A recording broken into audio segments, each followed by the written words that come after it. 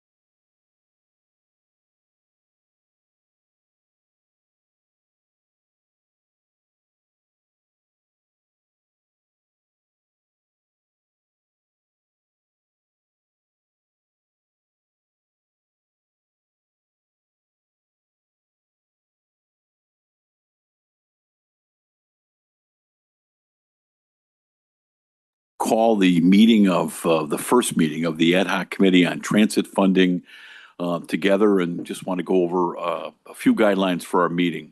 For those who are here in person, please turn on your microphones when you wish to speak and off when you are done, so we may limit the microphones that are on one at a time. I will call on you with questions or for comments that, for those of you who are here in person. This meeting is live and it is being recorded, so that's why we try to keep the double microphone conversations to a minimum. For those calling in remotely, keep your audio on mute as much as possible to minimize background noise, which may impair the recording. And when you have a question or comment, raise your virtual hand, and the board secretary will call on those participants who have raised their hand. And when she calls on you, lower your hand if you can remember, which I don't always do before speaking. With that, I want to officially call this meeting of the Ad hoc Committee on Transit Funding to order. Before we do a roll call, I want to officially introduce the members of the Ad hoc Committee, especially for the public. During the June 12th meeting, before this, I requested the board members from the city of Chicago, suburban Cook, and the Collier counties to select 2 members from each region to serve as official members of the ad hoc committee. And the following following members were selected to serve on this committee from the city of Chicago, Director Mondero and Director Ryan. From suburban Cook, Michael Lewis to my left, and Director Yonan, whom most of you in the transportation space know from suburban Cook, and the Collier County's Director Carey and Director Ross. If a committee member is not able to attend a committee, they may select an alternate from their subregion to attend on their behalf. I don't know how many votes we will have, but any member of the RTA board, as I expressed earlier, is welcome. Obviously, it's your room here to attend. I get the luxury or the honor of serving as the chair of this committee. And in addition to the committee members, very importantly, and I thank them so much, the chairs of CTA, Metra, and PACE boards or their designee are here at the table with us. It wasn't lost on me that the new draft board that was discussed in Springfield had cross-pollination, as I call it, to the to whatever the new NETA board will be. We can't do this without the chairman and the 3 service boards who are the lifeblood, who actually are the operators and most knowledgeable about transit. So I can't thank you, Lester. I know Mr. McMahon can't be here today, but Jim Dewinski's here, and Mayor Kwasniewski. I still call him mayor. He was a mayor back when I first knew him, but Chairman Kwasniewski from PACE. And, I see Nora, Jim, and Melinda here. So the executive directors are here. So thank you very, very much. Item 4. Chairman, can I just also just note for the record that we have Rod Craig representing Metra's board, and additionally we have Chris Canning representing the PACE board as well. Thank you. Chris and Rod, thank you so much for everything, and really appreciate the time you devote to mass transit and our region. Item 4 is what we call a public comment for the segment of the meeting. Is there anybody here? Chairman, we need to do the roll call. Okay, just a roll call to see who's really here. Joey, go ahead and take an official roll call. Dr. Carey. Here. Dr. Lewis. Here. Dr. Mondero. Here. Dr. Ross. Dr. Ryan. Here. Dr. Yonan. Here. And Chairman Dillard. Thank you. Just eager to keep us moving, Joey. Item 4 is a public comment of this meeting. Is there anybody here today for public comment? My guess is in the future there may be, but seeing no one, and Joey, you don't have any written comments because we weren't created until recently. We'll move on to item 5, which is the ad hoc charter, and Allison Novak is the General Counsel of the Regional Transportation Authority. And Allison, give us an overview of the committee structure, if you would. Okay, thank you, Chairman. Good morning or afternoon, possibly. Again, I'm Allison Novak, and I am the RTA's General Counsel. I am here today just to talk about very briefly an overview of this committee and what you can and can't do. So the ad hoc committee is governed by its charter, which was distributed to the board members, and it's also available on the RTA website, and the RTA Board of Directors bylaws. The committee also needs to follow Robert's Rules of Order, and it's required to follow the Open Meetings Act, meaning all the meetings must be open to the public. We're live streamed right now as well. A majority of the quorum of the committee must be in person for the committee to take any action. Since there are 6 members plus a chair, a majority of the quorum is 4 members. Any director can attend the meeting, but of course you can't vote unless you're technically a member of the committee. If a committee member is unable to attend a meeting, then they should notify the board secretary at least 48 hours in advance. The committee member should also notify the board secretary of any alternate's participation in the meeting. And again, the alternate would need to be a director from the committee member subregion. Next slide. Thanks. Okay, so the primary purpose of this committee is to consider and discuss issues that are related to the 2025 and 2026 transit funding crisis.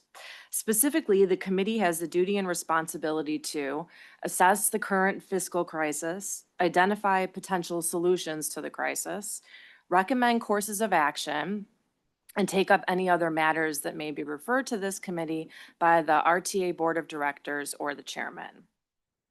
In terms of what the committee can do, this committee can discuss ideas and make recommendations to the service boards and staff and to the RTA Board of Directors as well. Any recommended actions that are intended to move forward will require a vote by the RTA Board of Directors. And finally, the committee should be updating the RTA Board on actions of the committee at the next board meeting. That is all I have. Does anyone have any questions? Nope. Any questions of our counselor here? So the goal of this committee is to advise and think regionally across all three operators with the benefit of real-time input from the service boards. The intent is to keep the scope of our discussions narrow and focused, but ultimately we need to come to a consensus about defining and funding a 2026 budget with the reality of a fiscal cliff. So that's really where we're going to hopefully be at the end. And with that, let's go on to item 6, which is regional budget issues with Leanne Redden, my executive director, Malik, and Kevin Buseo, who's my finance chief, sort of giving an overview of where we are, at least in our real time, knowing that the real operators are here. And, you know, from the three service boards are just critical in terms of making sure we know where we are in real time. Leanne, are you first? You want to open us up? Yeah, okay, good. We're at the right slide, sorry. All right, just a little multitasking, sorry, catching up. So while we've laid out sort of the structure and sort of the intent of this ad hoc committee, I think it's really important to identify sort of the key goals that we are really trying to focus in on. We want to be respectful of your time and your commitment to these issues. There's a lot to get done, and we do have, as I think all of you know and understand, these very sort of statutory obligated milestones in the budget process, et cetera, that we all have to meet. And so trying to make sure that we can have as much robust conversation, but also allow us to not get so mired in every rabbit hole that we could all go down, and stay focused and advance issues. So we're really specifically looking for the committee to provide the RTA board with recommendations that take, as the chairman already noted, regional perspective into account and base spending decisions accordingly. And these are big decisions that the RTA board is going to have to weigh in on in the coming months. So while we advocate in Springfield to fund transit operations for the long term, our immediate job is to ensure that the 2026 budget process and the decisions that are helpful in delaying any potential service cuts anywhere across this region.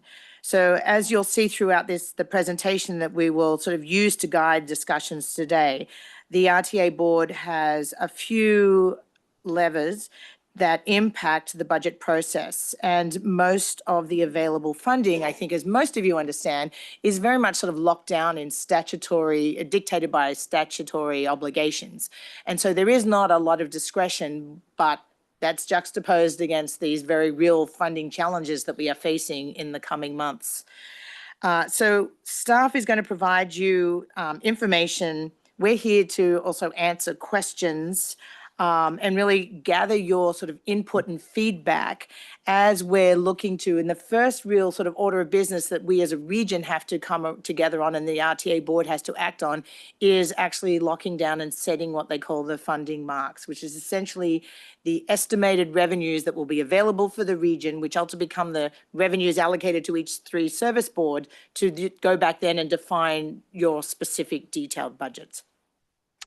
Those funding marks we hope to introduce with the board in August, at the RTA board meeting in August. And really, I think our hope is that some of the conversations and feedback and information that you share here could impact and be included within recommendations to really address some of these complex and, let's be frank, sometimes competing interests across the region, and how best to talk very specifically about the very real thing that we have to address in the most immediate short term is the ADA funding shortfall on paratransit services, and then the broader conversation about how do we distribute discretionary funds.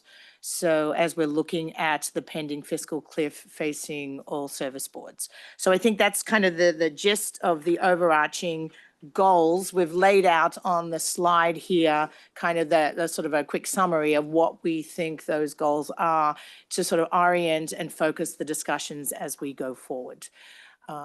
We will not necessarily be able to answer every question, I'm sure. And I know that there's already additional questions and sort of ideas and thoughts that people have in terms of wanting to talk about sort of future legislation and sort of Springfield actions and things like that. Our hope is to really much focus sort of this conversation and possibly the next one very much around and oriented into the 2026 budget development, because that's the statutory obligations the RTA board and largely you guys have to address, that the three service boards have to address as well. So those, while you might want to have other conversations, I think what we're trying to do is just keep that focus for now and then look to have additional conversation in the future if the group does want to entertain future conversations around legislation and Springfield actions, et cetera. So with that, Mr. Chairman, I will turn it back to you. And I think we were going to move into the specific conversations. Yeah, so Malik next, Leanne, We're going to start actually with Kevin. Kevin. Talking about sort of the regional budget and some of the funding finance issues as we sort of see them. I think a lot of the conversation for today is kind of education and level setting. So everyone's kind of got the same basis of information. I think everybody has lots of knowledge and detail about their specific sort of slice and lane. And I think the challenge that we have is there aren't many opportunities for us to all collectively kind of come and hear what the other operators' perspectives might be, and as they can help inform what the RTA board has to do in terms of making some of these decisions, which ultimately come back to impact and support the three operations of the service board. So with that, Kevin, I'll let you go. Good afternoon, committee. My name is Kevin Buesson. I'm the CFO for the RTA. Today, my role is gonna be talking a little bit of the background on the challenges, issues, and opportunities that we have for the 2026 budget development process. Then Doug will go over some of the technical information. So again, most of these will be all mostly educational. And then Malik will talk about sort of a strategy and moving forward. With that, next slide, please. Our 2026 budget task force has met 3 times since it was formed during the 2026 budget call that the board approved. And a 4th meeting we have is scheduled for July 31st. This is 1 week from today. The task force is made up of service board budget and capital plan or capital staff. This includes CFOs. They're at the table as well. So the expertise of this task force will be key to determine the best path forward in terms of how this information moves between the task force and the committee and vice versa. Next slide, please.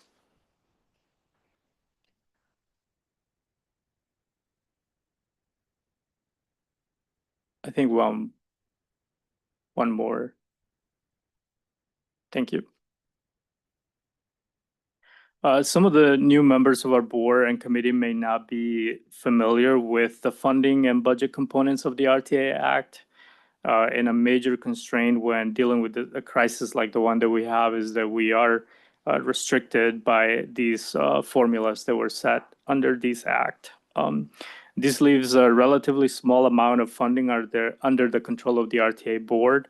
And most of that funding has been allocated to CTA under an agreement since 2015. There are some other measures the board could take to shift annual resources between the service boards, and these include ICE funding. And we will be refining some of those as we work through the committee, as shown on this slide. Here are some items to keep in mind as we move forward in the process. State statute directs, or the RTA statute directs, about 75% of the $2.6 billion in annual RTA sales tax, PTF, and real estate transfer tax to the service boards. After RTA obligations, roughly about $460 million are available for the RTA board directed distribution. Nearly 90% of that of the $460 million currently goes to CTA, and this only leaves about $60 million in flexible funds that the RTA has direct oversight on. The RTA could explore one-year strategies to delay service cuts while waiting for new state funding, and that's sort of the purpose of this ad hoc committee, to provide that direction. Next slide, please.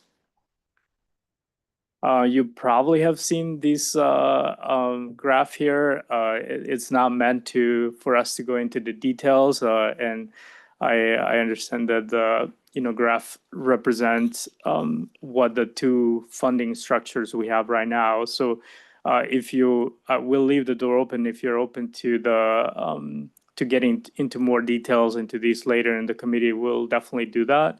So today is more of an illustration. So this chart illustrates how the RTA's 2025 budget is shaped by two key frameworks. The original 1983 statutory funding formula and the supplemental 2008 legislation. On the left, you'll see the legacy distribution of sales tax revenue, which allocates a fixed percentage of CTA, Metra, and PAYS, or to CTA, Metra, and PAYS. On the right, the newer legislation introduces additional revenue sources, like increased sales tax, the public transportation fund, so PTF, the real estate transfer tax, which is largely directed to CTA, but also supporting ADA paratransit and any of the suburban service funds. Together, these structures define how the $2.6 billion in public funding flows through the system, highlighting both legacy commitments and opportunities for targeted investments. The only funding which is at the discretion of the RTA board or non-statutory is represented by that dash box at the center, which is shown in more detail. We're going to show that in more detail on the next slide. So if we can go to the next slide, please. The non-statutory funding is in two pieces. So PTF1 is distributed 98% to CTA and 2% to PAYS under the current funding agreement, while the RTA's 15% share of sales tax 1 is used to cover RTA agency and debt service expenses before the remainder is distributed to the three service boards at 48, 39, 13% share, respectively. In the same shares as sales tax, this is in the same shares as sales tax 2. Under the current agreement, RTA does not keep any annual funding in reserve. So just clarifying that all available funding is fully distributed to the service boards. Again, not necessarily going into the details of each of the factors that are included here, but it's just more of an illustration that all the funding that it's received by the RTA is fully distributed, and it's set by formula in the RTA Act. So there's not a lot of freedom that the RTA board has when it comes to distributing of these funds. Next slide, please. As defined by the 2026 budget call, which and the RTA Act, here are some major milestones for the committee and the board to consider. So again, these are more to serve more as guidance, as I know we want to get into very extensive conversations, but the RTA Act, as it is right now, has clear deadlines of what we need to do. So as sort of a timeline for you to guide the conversation for this committee, it'll be helpful for you to keep this in mind. September 15th is the statutory deadline for adopting the funding amounts for 2026. Even though we would prefer to have those approved in August, and we have done that over the last few years. And this gives the service boards more time to incorporate these into their proposed budget and capital programs. And both of these are due to the RTA on October 10th. So if that date is modified, but for any reason, we're going to have to consider, how do we meet the RTA Act deadlines? November 15th is the statutory deadline for the service boards to have their approved budgets submitted to the RTA after the public hearing process that the service boards have to go through. Again, this is right before the November board meeting, which is traditionally used for the board to hear details on the service board's budgets. So leadership will come and present their budgets. And then finally, at the December 18th board meeting, is a target for RTA board adoption of the regional budget and capital program. Again, this is a timeline that is set by the RTA Act, and we're recommending obviously to stick to this. Again, we know that the conversation that we want to have can lead to rabbit holes that a lot of times may fracture this timeline. But again, at this time, I'll pass it over to Doug, and he'll go over some of the more technical information. And then also Malik will come over to talk more about the strategic challenges and opportunities that we have with this committee. So thank you for your time. Thanks, Kevin. Doug Anderson, Manager of Budget Analysis here at the RTA. The $771 million shortfall for 2026 is grounded in the 2025 operating budget and two-year plan developed last year. At that time, $4.4 billion of projected operating expense was expected to be supported by $2.6 billion of existing funding, around $850 million of system-generated revenue, mostly from fares, and $285 million of the service board's remaining COVID reserves, leaving a projected budget gap of $771 million. As happens each year, we will refine our projections to account for all the changes in these variables since the last budget's adoption. An official restatement of the annual fiscal cliff estimates will occur after the funding levels are reforecasted in August and the proposed service board budgets are received in October. Next slide, please. All of these changing variables have an ongoing impact on the remaining service board reserves and thus the timing of the fiscal cliff. Based on what the service boards have utilized through May and on what we know about the positive budget variances and sales tax heading into the budget season, we expect that the service board's cliffs have shifted a few months later than the 2025 budget showed. This is still a moving target, meaning that it could move later or earlier, depending again on what ridership, the economy, sales tax, and the expense levels in the proposed 2026 budgets, which the service boards are now developing. However, it has been clear for some time that CTA will be the first to reach the cliff, largely because they maintained near full service levels during the height of COVID, while Metra and Pace implemented significant service reductions during that period. Next slide, please. One of the variables that impacts the timing of next year's cliff is current year budget performance. Favorable results in revenue expense mean that less reserves are needed to support the current operating budgets. With the exception of ADA paratransit, each service board's results are favorable to budget for the year to date, preserving a like amount of reserves and thus delaying the cliff by perhaps a month or two. Addressing the ADA budget shortfall with sales tax would have the opposite effect, moving the cliff earlier. I'll discuss ADA later in more detail. Next slide, please. Another significant variable for the cliff is sales tax performance, and we are closely watching the impact of the January change, which extended the RTA sales tax to more online transactions. As you may know, there has been some reporting in the media regarding this subject. The chart estimates the impact of this change by showing in orange the growth in overall sales tax receipts for each month above and beyond what would be considered normal growth. January and February results suggest approximately a $10 million per month increase, while March and April indicate an impact of closer to $20 million per month.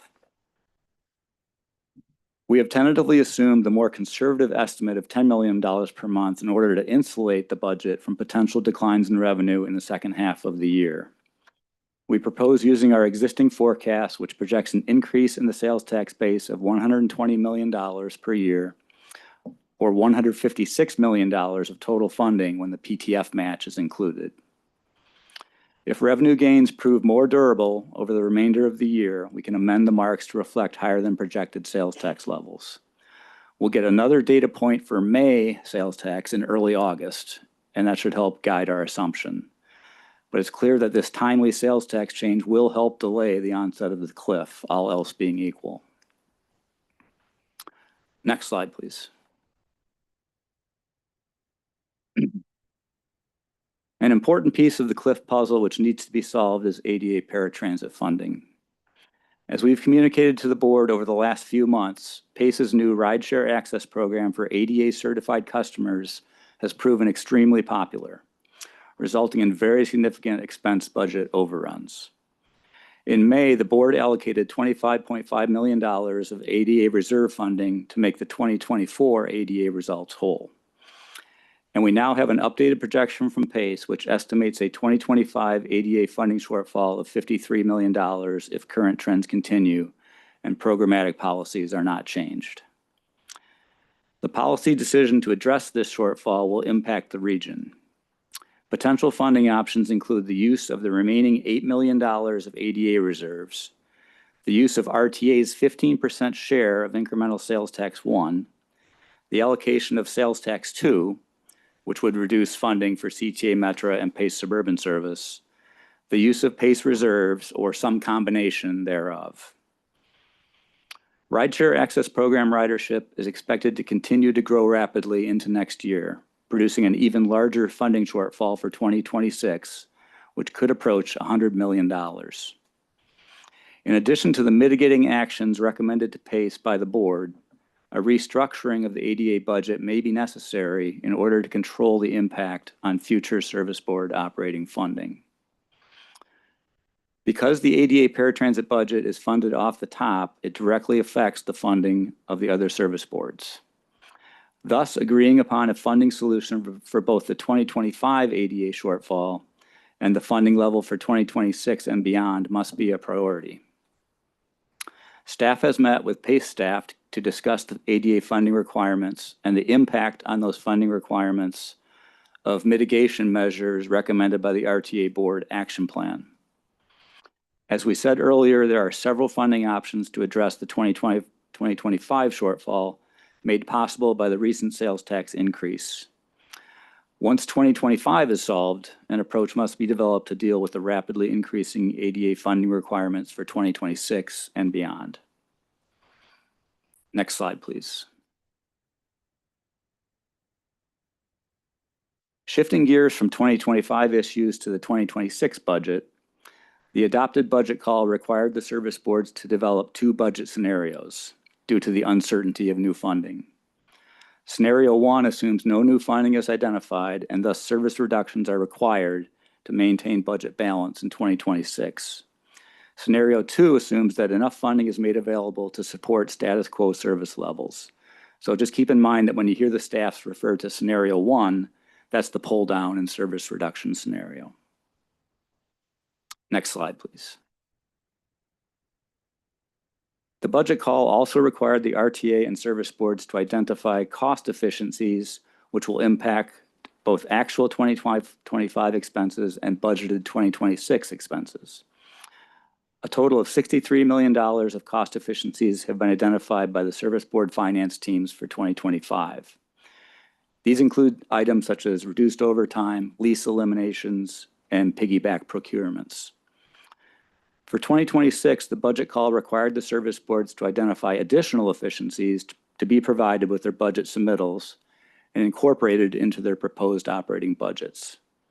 With a target of $150 million, these efficiencies will be another important component to mitigate the budget gap for fiscal year 2026. Next slide, please. We have some upcoming decision points for the 2026 funding levels.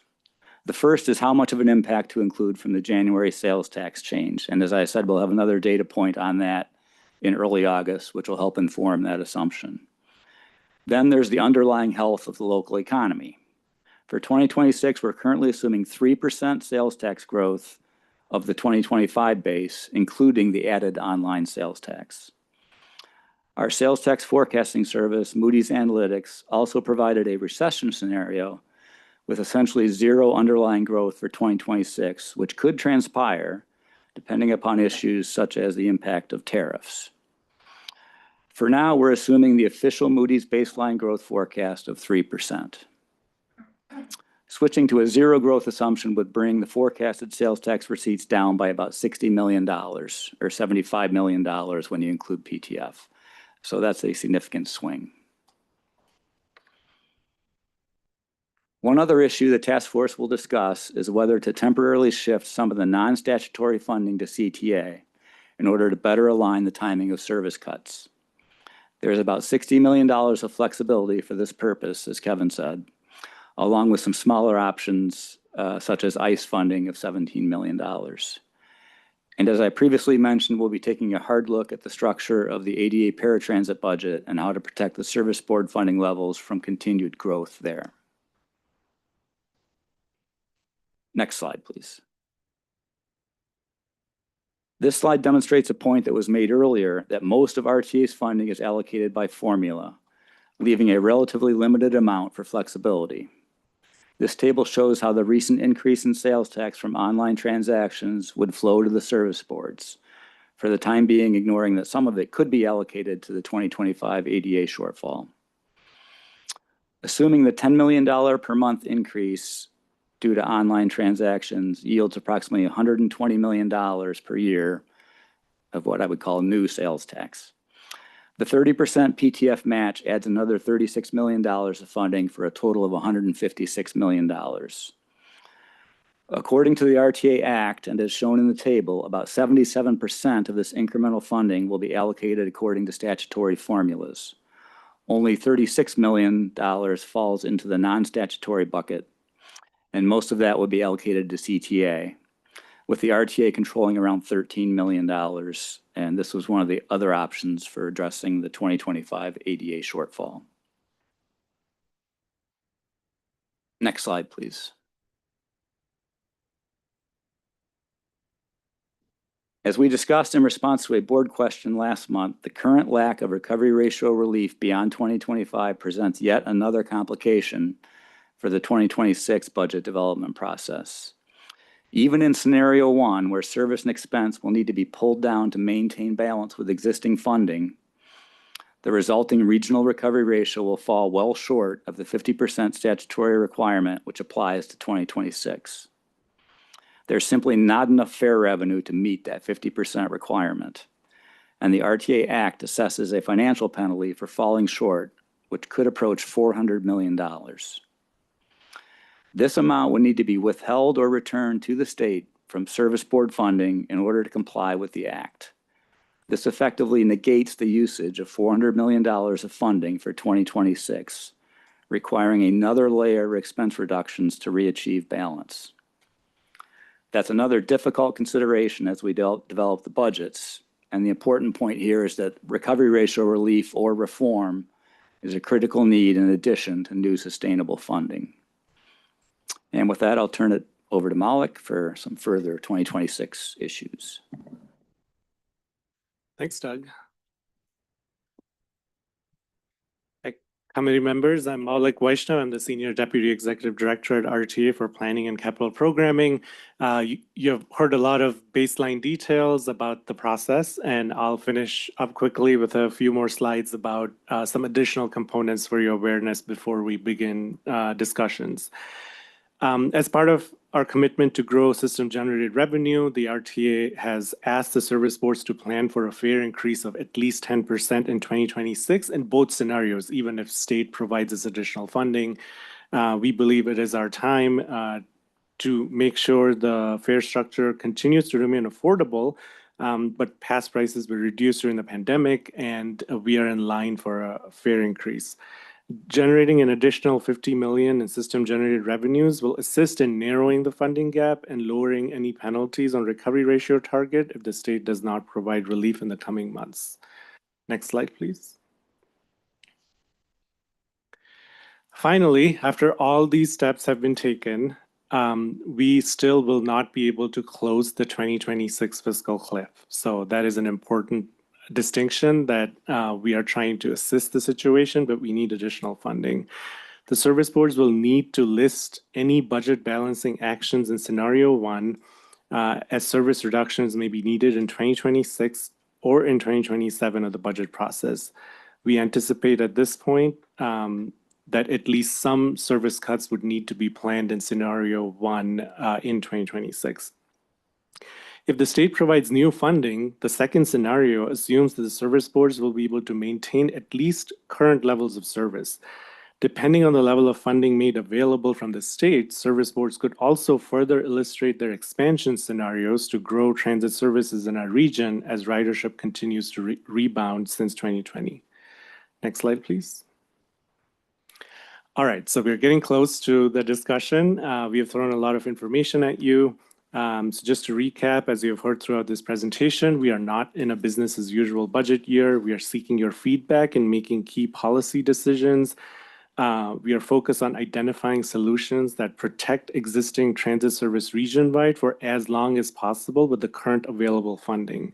So the key areas of focus in our belief for today's discussion are funding ADA paratransit and user subsidy programs like RAP, aligning on our sales tax projections for 2025 and 6, and potentially making some one-time discretionary funding distributions in the RTA marks for the 2026 budget that may help in delaying any service cuts. Next slide, please. One of the key public questions has been, what does this mean for the previously estimated fiscal cliff number, the estimate? We are well underway in our process that will culminate in updating the fiscal cliff estimates for 2026, 27, and 28. As you have heard today, we have partial information available to us. We know the 2025 public funding trends that Doug walked you through, 2025 service board expenses, you see the monthly updates. In August, the RTA board will likely approve the public funding estimates or the RTA marks.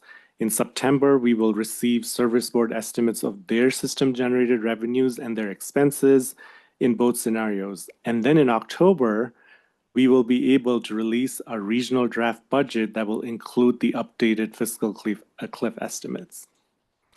Next slide, please.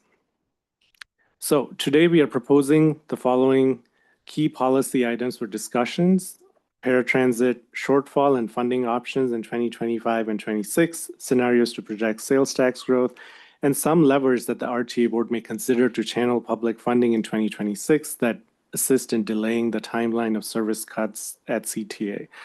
Listed here are a few of these potential levers, including how the ADA paratransit budget is funded and potentially moving non-statutory funding in 2026 towards CTA. We remain open to considering other sources or levers as well. With that, Mr. Chairman, I'll turn it back to you for any questions and discussion.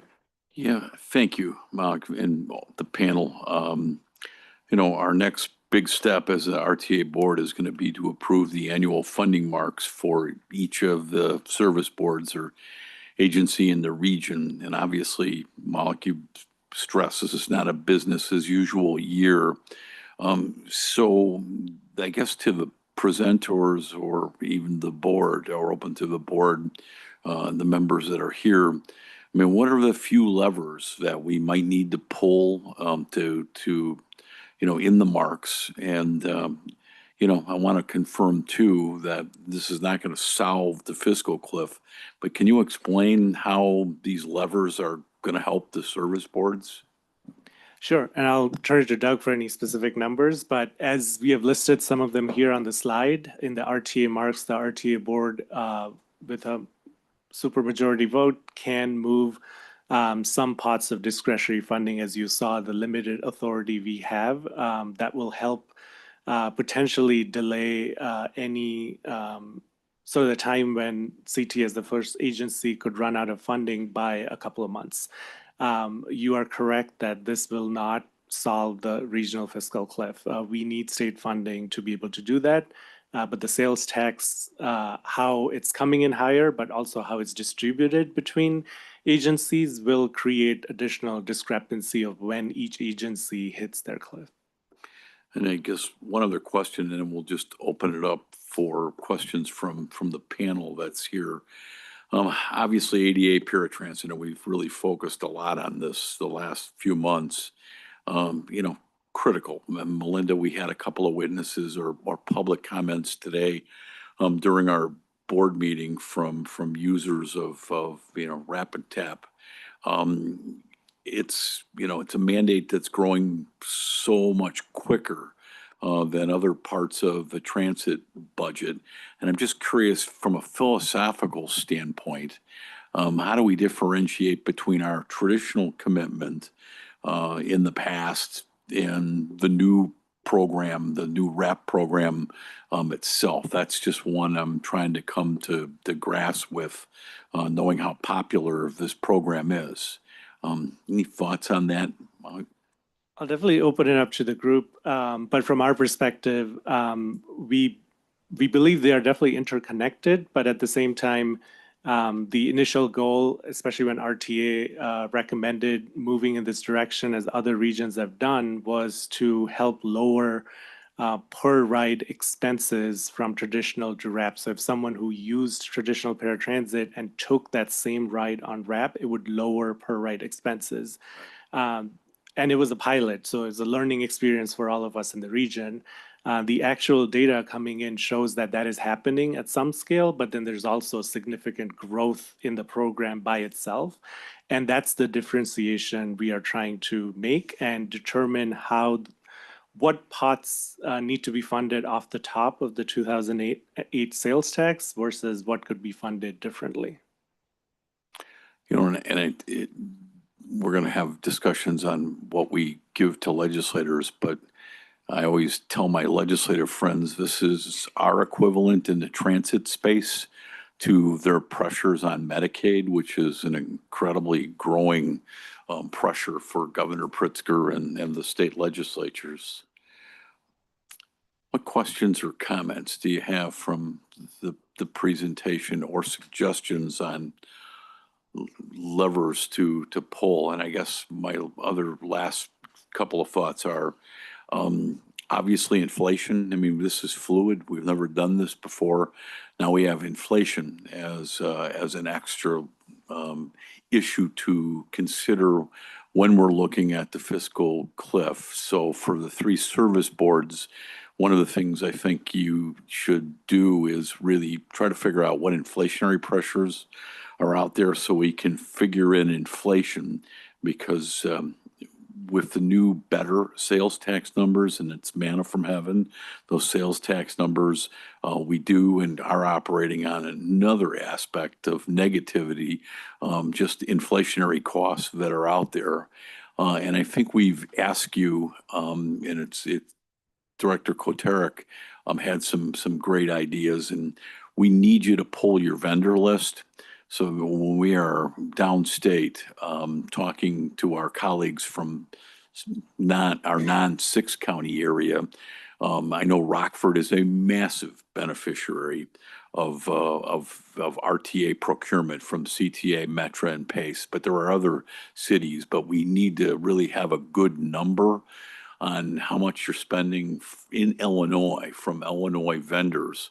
When we're making our case to downstate, we are going to have a website that's up and running. That's sort of when people ask questions about the fluidity and where are you on these days on the fiscal cliff, and we'll continue to amend it with the different variables that are in there until we come up with a more final number in October or wherever we define our new fiscal cliff that's out there. But from me, inflation, get your vendor list in, and do follow, just take a look every now and then if you think there's something we need to change on what we have on our website at the RTA that you see from a service port perspective. Let us know. I forget anything there, Tom? Just Chairman, I'll just bring up for discussion too, that capital spend is a whole column that's part of the all-in spend, and regionally, we've made, I think, the mistake of shifting capital to operating. But in a moment of crisis, do we have a shared definition of what that looks like for each of the service boards to shift that? Is that something that we're thinking about doing? What are the consequences of that? Again, the crisis, I think, begs questions and discussions. the other thing that came up at our board meeting today that's, I think, important for all of the service boards to remember when you're having discussions with anybody is our legislature really is the only legislature that has not really taken final action or done some specific things to fill the cliff. All the other big legacy systems have had their legislature and their governor do some things to help mitigate it. Part of it, and it's a good thing, you've all done a tremendous job of saving and extending your monies from the federal government better than any other city or region in the United States. And I commend you on your great budgetary skills and the way you've preserved that to give our legislature and Governor Pritzker more time to come up with great solutions or a good final solution to whatever they're going to decide to do with us all. But our legislature really is the only one that hasn't acted. And one of the reasons they haven't acted is because you all have been such good stewards of the federal money that's out there. What questions or comments or levers haven't we thought of that the presenters haven't? Director Carey. I'm not going to answer the question you just asked. Apologize, Chair. It seems to me one of the most immediate issues we have is the ADA paratransit. And I look at it as two problems, how to solve the shortage we have for 2025, which is growing, and then what to do with the program overall going forward. So it seems to me, and I don't know if you have a slide, I don't know what level of detail we want to get into here to drive towards some decisions, how we handle the 2025 shortage.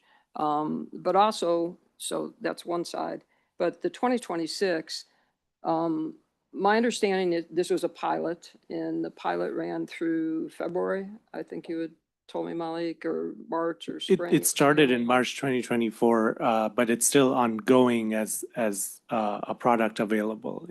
Okay, and it's turning out to be successful in a way because lots of people are using it, and unsuccessful because it's completely blowing the budget that was forecast for it. So the question is how do we contain that going forward, and how quickly we can contain it. And one other thing is I understand that other major transit peers of ours have tried this sort of program and have pulled back on it because it became essentially almost unaffordable. Is that accurate?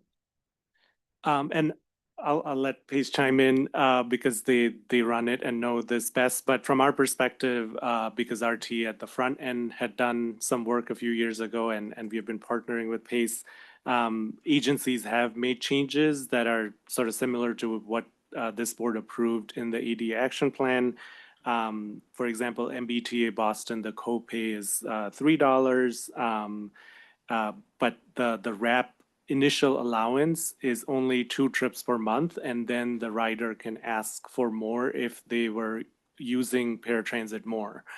So that there have been flexibilities in other programs and caps that kind of provide the benefit, but create sort of some guardrails that ensures financial stability. But at the same time, as we saw with the public comments we got, it would impact some people, but not majority of the Right. riders. And maybe we could hear from Pace, their take on it. Sure. Thank you very much, Director. I want to bring you back a little bit because this is still coming out of COVID, really. During COVID, we went to one-seat rides. We really utilized the taxis in the city of Chicago, and I would argue we kept that industry alive because we're using the taxis to carry our ADA riders as well as our own buses one-on-one. We then did some things to shift around the fares. We went to $0 fare to get people just to ride the taxis. We then came back up to a $2 fare on the taxi program, and our regular ADA fare is $3.25. So where are we now? This board has directed us to go out and increase the fare to $3.25. So we're in public hearings right now with, they begin today, actually. The public hearings begin today, one in every county, and that is to bring up the fare to $3.25 and to also stop the number of trips you can use at 30 a month as opposed to 8 a day right now. So we will get the feedback, will be presented to our board in August, and then supplemental to that will come back to your board and we'll take action at that point. But I also want to draw your attention to a February 2021 study that was done by the RTA. And one of the comments it made is innovative strategies are needed given the fast-growing population of seniors and people with disabilities that may place a significant financial and operational burden on the future delivery of paratransit services. So this was a study that was done by the RTA, and PACE was part of it. And one of the recommendations was to do a RAP program. So we proceeded in doing it. We did it in DuPage County first to try it and see how it worked. It worked well there. We did not see the massive growth that we see now in the program. So when we implemented, we did not expect the growth to be so much higher. The growth in 2024, bringing you back to the 24 overage, was in the city of Chicago regular ADA service. It wasn't in the RAP program. There was a big growth. People are coming back from COVID, and what we found is our ADA riders came back much faster than other riders. 2025, it started to shift. There was more of a growth in our rideshare access program than there was in the traditional program. But what we also saw was a significant, I'm going to use the word significant, cost reduction in the amount per trip. It went from 60, if I can read it, sorry, 60.88 a trip down to 46.83 a trip. What's causing the overage is volume. And the volume, the number of rides, 80% of those rides are in the city of Chicago, 20 are in the suburbs. And what PACE would argue is that because there was a TAP program in the city of Chicago, the suburbs did not have the ability to have a TAP program because there's not enough taxis in the suburbs.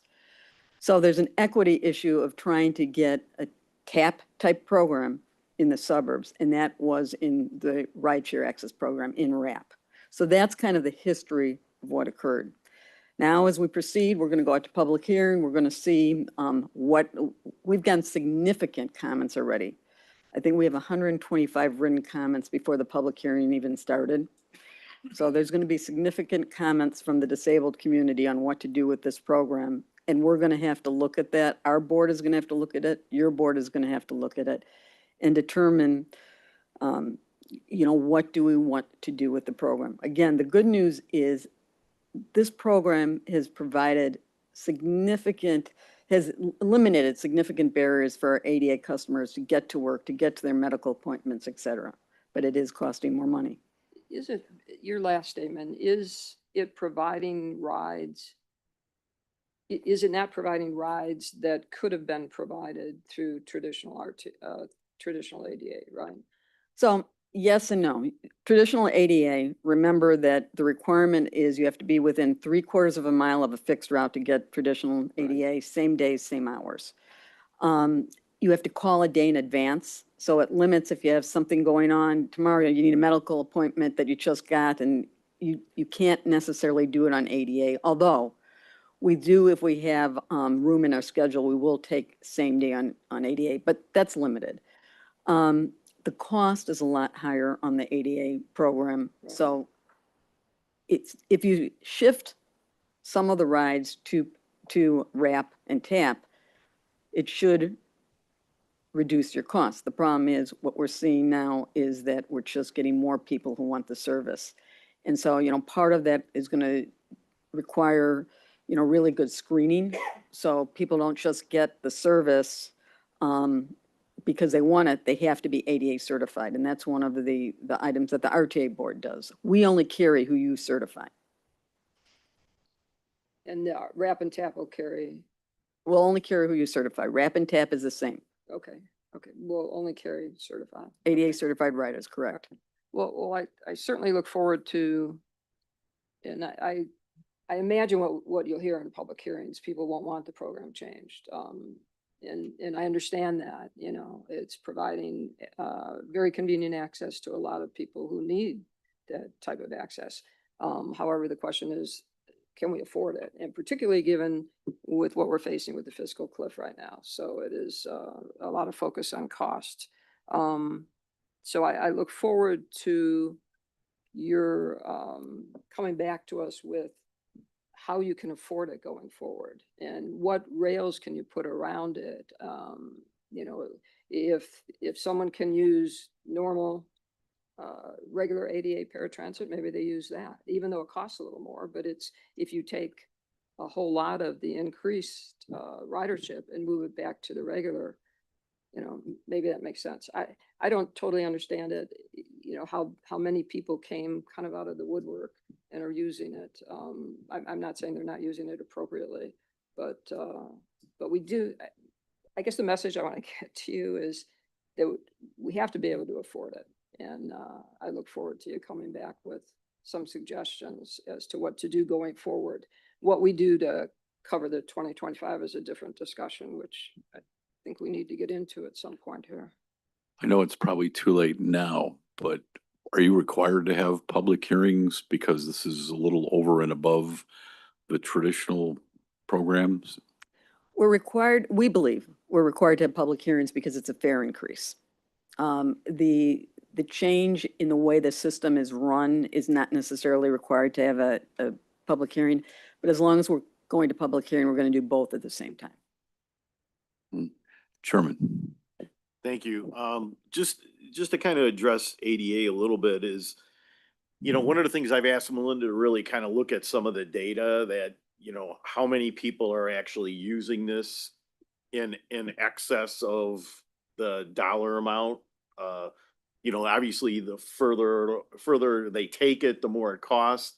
And then, obviously, when we go to look at potentially capping, I know that I think you guys came up with 30 or whatever the case may be.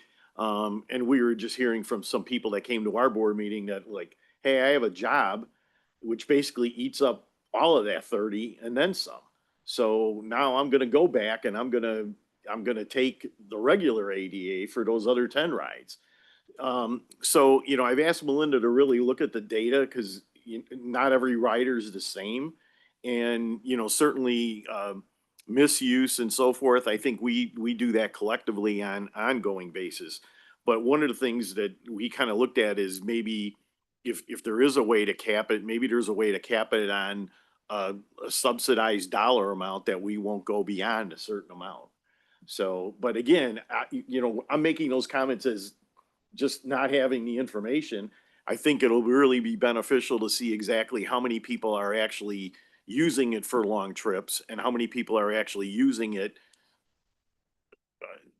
I guess, in excess of that 30 cap or whatever the case may be.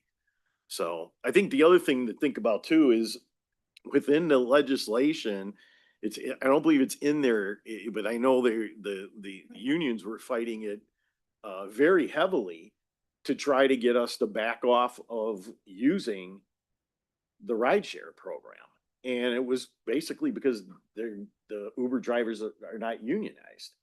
And, so, when we look at costs of everything, I think we're just trying to figure out how do we handle that? I mean, we actually told the union, it's like, we're begging to hire drivers. We've got, which would all be union employees. So, you know, both on our ADA paratransit and as well as our regular drivers. So I think we've got to be cognizant of that too, that, you know, as this moves forward, not just for this next year, whatever impacts that this legislation puts on, we've got to be careful to know that that's going to raise the cost. So, but just in closing, you know, it's something where we've heard from a lot of riders, they love the flexibility and the aspect that they can do the same things that we all do, that we're not disabled. When you want to go somewhere, you can go somewhere. And unfortunately, you know, we've got to do scheduling in advance in order to make the actual system work. So this is a reliever. It's just a matter of how do we manage it. And I think that's the thing. We want to make sure there is flexibility, but we want to make sure we manage, you know, the expenses and so forth. So I've asked Melinda to pull that together, which I'm sure she's going to share with all of you. And it sure would help if the legislature didn't leave us, I mean, it's hundreds of millions of dollars of unfunded ADA, even though this is different. It's a sister to the big program, but man, the legislature really needs to step up and fully fund those ADA paratransit mandates. Dr. Ryan. I just want to comment on the union piece about, you know, that it's the fact that the drivers aren't union. It's the fact that the drivers don't have the training to be able to help some of these folks in and out of cars. It's the fact that these drivers don't have the protections, don't have the pay scale, don't have the, you know, like the healthcare and stuff like that. So it's not that they're not union, it's that the Uber and Lyft drivers aren't being paid what they should be to do this work. That's above and beyond what a general rideshare driver does. So I just wanted to make that one clarification. Director Mondero. Thank you. This question's for Melinda. And I love the ad hoc because we could roll up the sleeves and deep dive into something like this ADA paratransit. So what efforts are there to encourage riders of Rap and Tap to use like mainline service, right? So I was at the beautiful grand rededication of the Argyle station and it's not fully accessible. How do we get riders in Uptown that might be using Rap and Tap or the traditional paratransit to now be knowledgeable and using and actively having us monitor their increased use, hopefully, of the rail system so that could reduce costs? So thank you for that question. Back in last year's budget, what we had indicated that we are going to allow ADA riders to ride free on PACE buses. So we've already implemented that. Part of the ordinance that the RTA board passed includes having Metra and CTA do the same thing. So I know both of them are looking at that and they have different issues than we do. We are using a pass that our drivers look at. If you're ADA certified, they allow them to ride the buses for free. CTA has turnstiles and different mechanisms that they need to, you know, address, as does Metra. So they are looking at that, and you know, for us, we hope that will encourage people to ride fixed route. It will be free, and the cost to us for PACE, the cost is minimal because we have open seats. So they ride our service, and it's for free, and then they don't get on the ADA service or on the Rap and Tap service. So that is something that we are looking at. Pat, Director Carey. I was going to ask a follow-up to Director Mondero's question. Could we hear from CTA and Metra as to where they are on that possibility? I'll go first. Yes, we brought this to our board last board meeting, the Finance Committee, and said them that we were going to have to generate the data that would look at the financial impact. Obviously, it's not an expense impact, and it's 99.9% of the time, it's not a capacity impact. We've got the room. So it's just a matter of bringing back to the board what financial impact it will have, and we anticipate having that information to them for their August board meeting. Okay, so it's just financial. There's nothing mechanical about it. I mean, you accept ADA people now. I mean, you have ways to get them up into The preliminary data right now suggests that in the first 6 months of the year, we actually sold 166,000 ADA reduced fare products. Now that there's a blend there depending on what product it is, what the price point is, and of course, being a distance-based system, it's not fixed.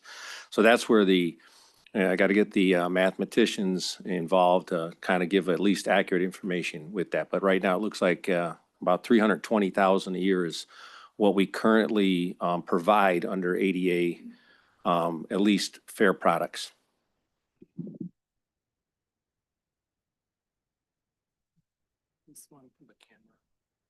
Okay. Hi, and at CTA, we are moving forward in discussions on this and talking with our vendor about updating our system to allow for the functionality, looking at the fall into this, and we're happy to provide an update on progress on that soon.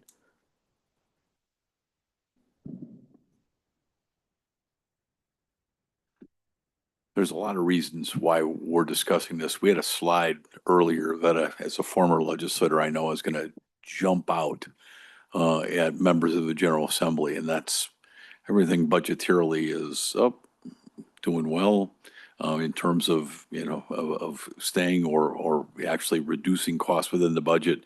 And then there's paratransit. And just knowing what's going to be before those committee members, they're just going to see that massive down arrow on ADA paratransit. So it's an issue that we, number one, need to solve for real, but knowing it's going to cause questions in the legislature.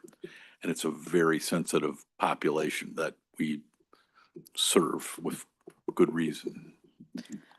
If I can just sort of add to the conversation, I think we've had a lot of conversation sort of on the programmatic policy side of things about how steps going forward. And I think we all acknowledge that the board did adopt an action plan and they're in various phases of implementation, and everyone to date sort of has made those commitments to work on that. And I think the data is still coming in and these programs are evolving. And yes, RTA was on the ground floor saying, let's think about wrap and tap or some of these creative ways of lowering the per unit cost across these services. I think the challenge that we're still very practically faced with, and I think one of the things that we want to get some feedback from the board on, is how do we deal, though, in the very immediate term with the actual funding issue associated with it. We filled the RTA board filled the gap out of the reserve fund that was available to close the gap on 2024. We already know that we're estimating, based on PACE's revisions, that the gap in 2025 is going to be 53 million. We have, as they noted at the front end of this presentation, only 8 point something available to fill that gap.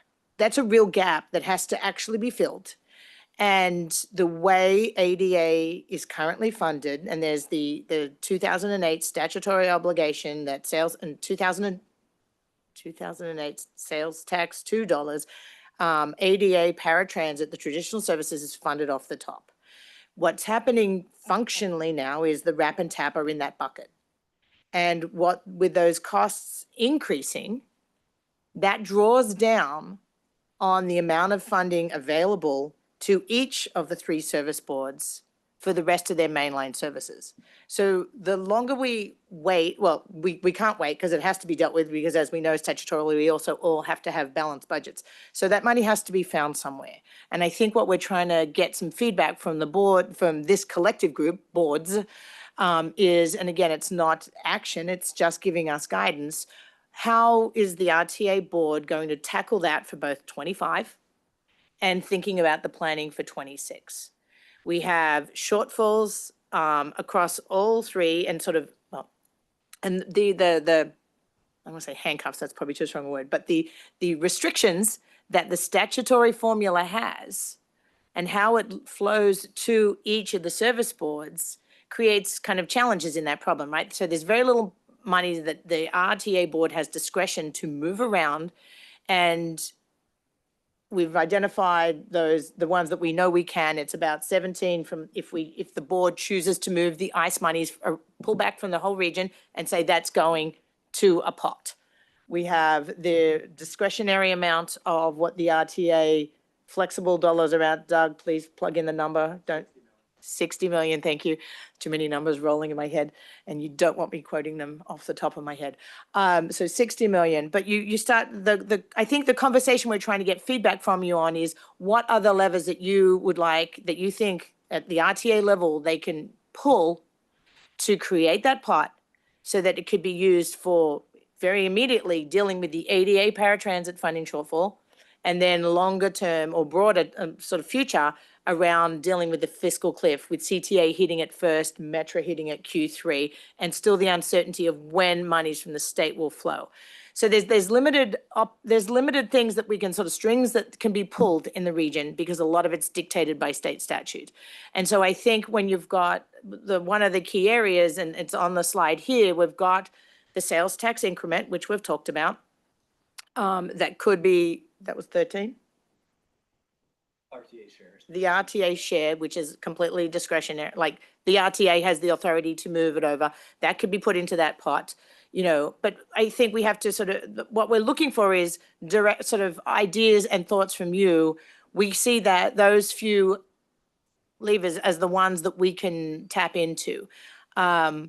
And are they palatable to the region? Because if we don't address it, it just ultimately also draws down further across all three service boards on the fixed route side of things. So that's one of the challenges. I think that context needs to be sort of understood, because it's not just an ADA issue or it's not just a PACE issue. It is fundamentally a regional issue that we have to grapple with. Director Mondero. Okay, thank you, Chairman Dillard. I will, to Director Redden's question to the board, I'll bring up what I stated at last month's RTA board meeting regarding this topic, which is that, you know, like there are a few realities, unfortunately, that we're all facing with, right? Like we all want to avoid the death spiral that will be a reduction in service from the fiscal cliff.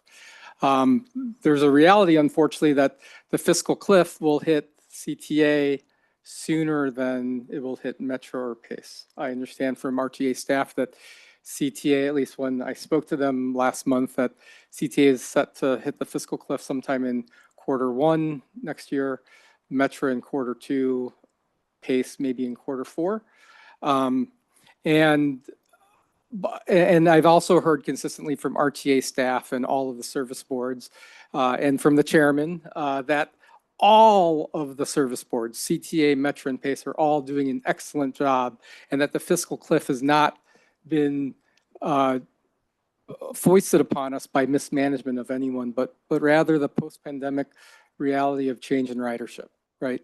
So to me, having a uniform fiscal cliff, as uniform as that can be, is the most paramount issue that I think we need to address. How do we make uniform the fiscal cliff for CTA, Metro, and PACE?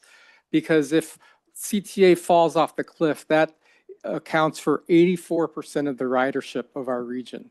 CTA riders oftentimes, well, you know, like even to PACE paratransit, if we close a line, if CTA is forced to close a line, that's going to impact the paratransit that Melinda is so well executing in providing that service to the community, both city and suburbs, right? So there is such a strong correlation between Metro riders then transferring to a CTA line, all of these things that are interconnected, that, you know, while I totally understand and appreciate the traditional lines of how the revenue has been drawn and the conservative decisions made by Metro and PACE boards, if PACE has funding sufficient to go into at least the Q4, if not beyond, of 2026, they can draw on some of that funding, in my opinion,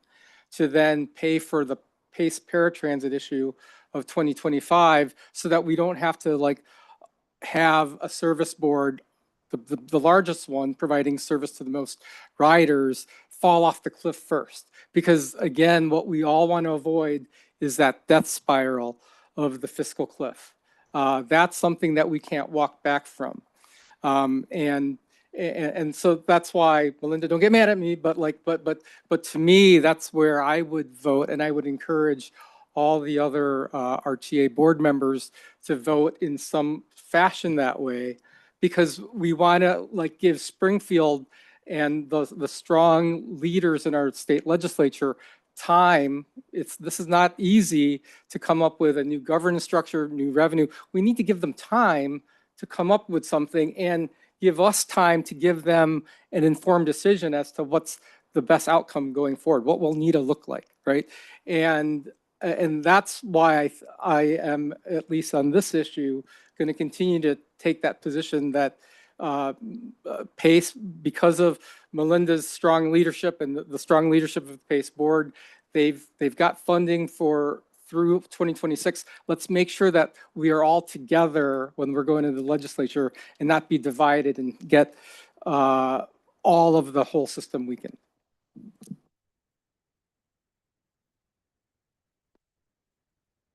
Yes, Director Carey.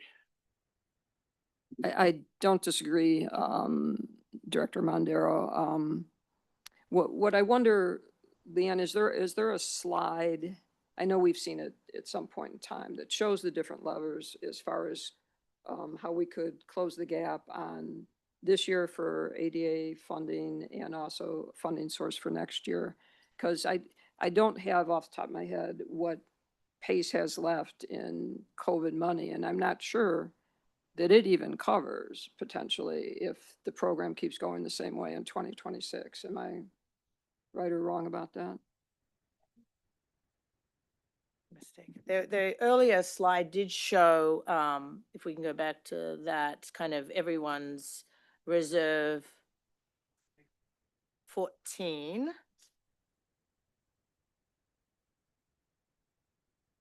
So that shows kind of where everybody stands in terms of reserve funding.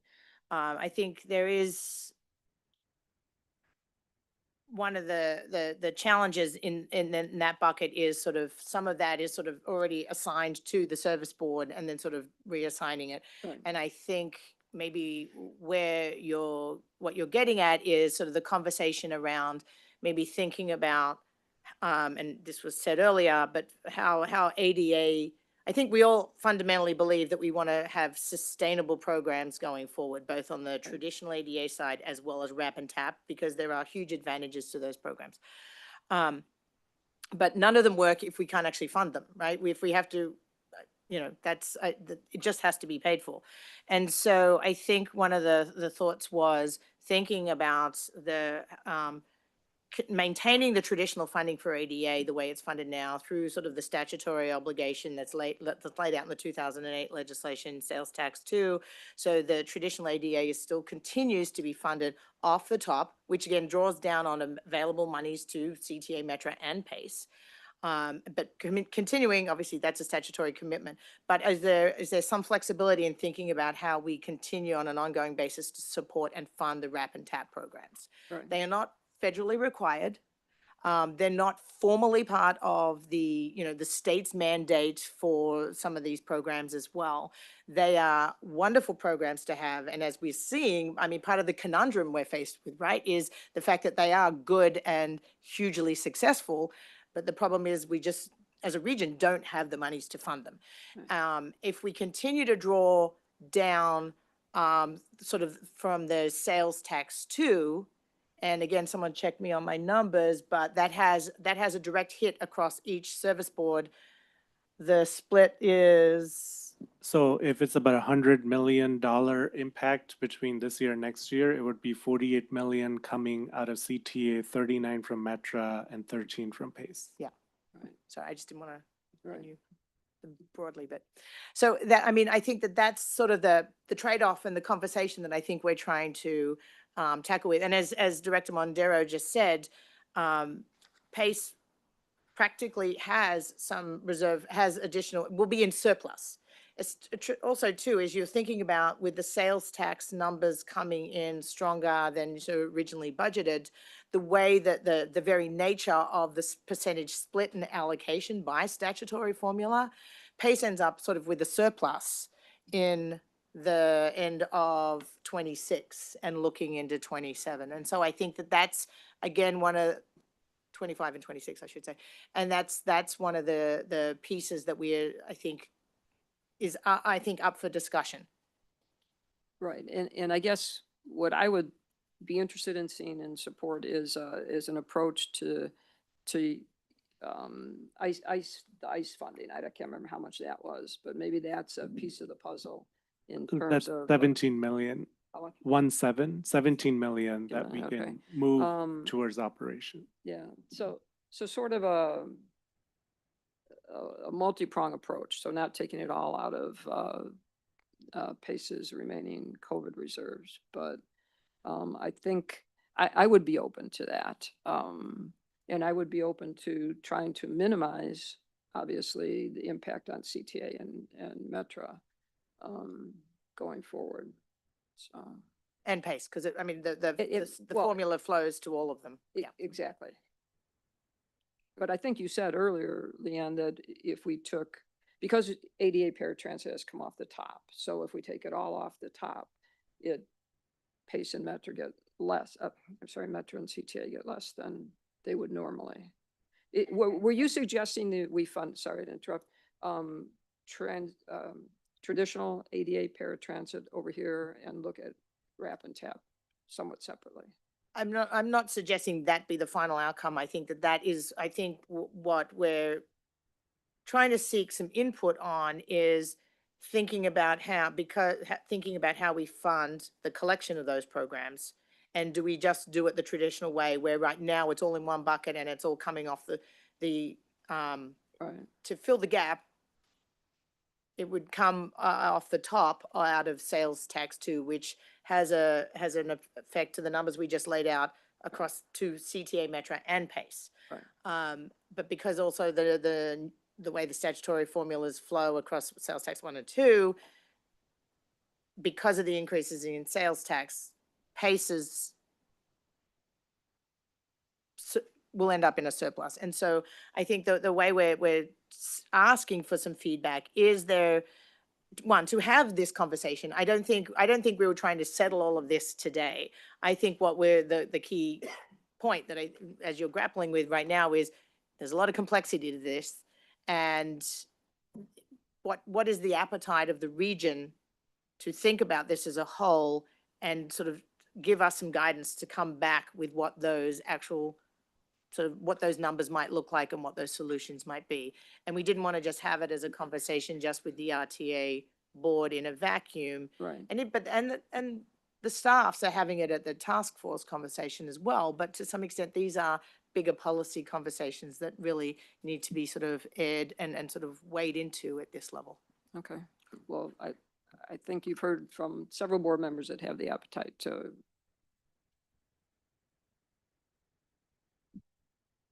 If I could just say a few things, one of the things that, we've obviously done, and I know the other service boards have done it as well, is we looked at that federal money as not like a windfall, but as a way that we could continue to operate, do programs that make sense. And that's one of the reasons why I think our funding has lasted perhaps a little bit longer. Obviously, each agency has different needs and different dollar amounts and so forth. But, I think it was because we were very frugal that we're in that situation. So, obviously, whatever money would be, taken away from us would certainly affect our operations in the suburbs, and whatever we would be expending those funds on. So, and the other thing to think about too is, yeah, we run ADA, but we're like a vendor. It's not PACE's. I mean, yeah, we run it, but it's all of our responsibility. So, and a significant amount, the majority of the rides are actually in the city of Chicago, not in the suburbs.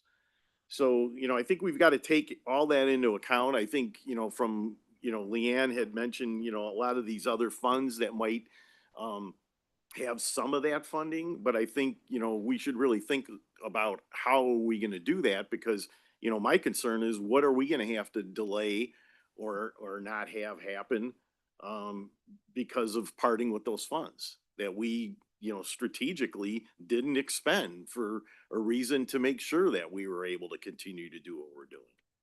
So, you know, I guess what I'm saying is, you know, and I realize nobody's doing this, but don't punish us because we actually were frugal and careful with the funding. So, I mean, we actually have purposes for those funds. So I'd like to step back just a little bit and put a finer point of what I think the power of this table is. You know, in a crisis, I said earlier today, our collective action is our best asset. And many of the directors and your presence here today, which is again unprecedented and very, very welcome, I think communicates to the General Assembly and the public that this is a regional problem. It is a regional crisis, and we're going to handle it regionally together. Director Mondero and others exhibited the network that we have. We are all interrelated. If CTA has to cut down a line, that is folks that are dependent on ADA paratransit who are no longer eligible to use that program. Jim and his team gets no credit for having a bunch of people come to Union Station to go to the Bears game, and there's no shuttle to take them. It is entirely a network that is interdependent upon each other. The federal government gave us 3 tranches of COVID relief money many, many years ago. A lot of folks who were not in these chairs made decisions on how to distribute that, but based on the best estimates of 3 years ago. The federal government did not give each individual operating agency funding. It gave the region funding to stave off a regional crisis. Director Sagar in our earlier board meeting made an excellent point. We need to show the General Assembly and really be cognizant of what they need. We are not going to be successful in improving and investing more in transit if we're doing this 3 separate ways. So I really would open that up and encourage the chairs and the other board members to really be explicit. I think we all need to be, to communicate. We're going to go through this together. We're going to have to plan together. We're going to have to make sure that if there is cliffs, and we're doing this all in the avoidance of it, but if it comes, we want to make sure that we're planning this together. And having one date and one time when this all comes together is also going to have the legislature what they need. They need to have a focused, pointed crisis that really is a regional one. And I think we are all, you know, we all collectively benefit from doing that together. And I think having this meeting coming out, clear direction to the executive teams of each of the service boards is that's what we want, I think is a really key part and takeaway from what this meeting should be. I would. Barclay, good morning or afternoon. Thank you. Good afternoon, Chairman Dillard. I would concur. I think that a united front to the legislature, showing that we are in this together. This is what they said they want. They want us to work together. Let's do some problem solving together to work through this crisis. I think every service board was a good steward with those federal dollars. Like you said, Chairman Dillard, there are regions in the country where those monies just went very, very quickly. I think everyone has exercised prudence and done a great job to safeguard those resources. Not certain how the motivation, as you said, as to how they were distributed initially, but that's neither here nor there. At this point, if one falls, we all fall. So I think encouraging staff at a level to basically, hey, let's brainstorm, let's do some problem solving, let's get this done, so that we can present a united front to the legislature that we're working together, but we need their support as well.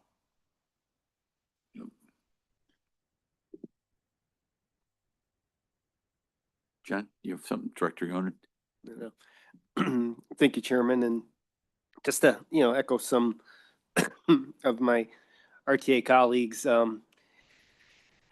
a lot of the legislature and a lot of the talk out there, rumor or what the perception is, the fingers were pointed at the RTA. There were a lot of talk of just, let's roll all the service boards together. Let's just make this one big system. But again, a testament to the great work you all doing. They looked at that and said, no chance. the work that you all do is so complicated, so complex, and that really, I believe, was just, again, a shout out to the great work that's not possible. But you know what? Let's focus on the RTA and let's make that change. Let's go after, again, the board that I'm part of that, I think Tom kind of made a joke a while back that, we've got a mark day that we're going to go back to being pumpkins, right? That's going to happen to us. And there needs to, I believe, be a lot more kind of empowering of some decisions that the RTA is going to have to make to, again, take in consideration what everyone else said. We love the work that you all have done. We're just going to have to be the ones now to step up and say, this has got to happen. And I really do believe we're united as an RTA board to make some of those tough decisions. And it's going to be a little bit painful, no question. But I really do believe the pressure on us is where we want it. We don't want it to be on the service boards the way some of them want to pick you apart. And with that, again, we'll take the lumps from you. We're going to take it from the public. We're going to take it from everybody else. But I do believe that's the safe message where we need to go right now. Again, these are just words. What does that mean? I really do believe, again, as the RTA board, the conversations we're having, city, suburbs, we're going to kind of go that unified route of just supporting, making some of the tough decisions to ensure that this will be, again, just one fiscal cliff on this date, how monies are going to all kind of going to roll together. Those are the conversations we're being had. And again, this is the forum where we're just going to have to be honest to say, it's on us. It's going to be on us. And we want that. We want that to protect you all for the great work that you're doing. Thank you, Chairman. Thanks. Dr. Lewis. I know we've been talking a lot about, the underlying spirit of this, but the question to the operators is, what can we do to help you be able to go back to your respective boards and sell some of this? Because this is, I'm from Michigan, and my undergraduate alma mater is like 16 four-year schools in the state of Michigan, and everybody agrees that we don't need 16 four-year schools. We need to close probably 2 or 3. Everybody agrees. However, nobody wants to close their school. And I certainly don't want to close mine. So my point is, what do we need to give to you? What do you need to be able to, take this spirit of we're in this together so that we end up having a successful outcome to your respective boards? Because we're all going to collectively have to have tough discussions, just like it was said. I mean, there's no question that there are no easy solutions to this. And if we want to get as far as we can before the money runs out, there may be some, not robbing Peter to pay Paul, but some reallocation of funding, some decisions made about delaying things. So what do we need to give to you to enable you to be able to do that so we can be successful in our endeavor?